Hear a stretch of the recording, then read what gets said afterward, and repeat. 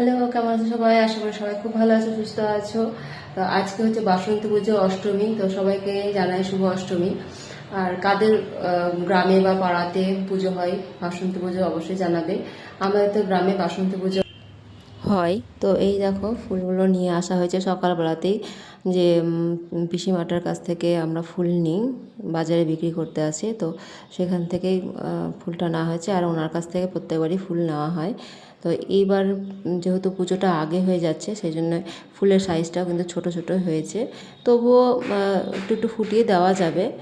তো এখানে 108টার বেশি আছে, 2-3টে বেশি দিয়েছে ফুল। আর এই যে দেখো সাইজটা এরকম। যাই হোক, যেমনই হোক না কেন, ফুল তো পাওয়া যাচ্ছে, এটাই যথেষ্ট।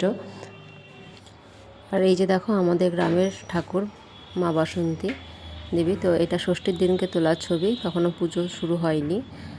তো কেমন হয়েছে ঠাকুরটা অবশ্যই জানাবে। আর সবাই ভালো থাকবে, সুস্থ থাকবে। আজকের মতো ভিডিওটা এখানেই শেষ করছি। টাটা।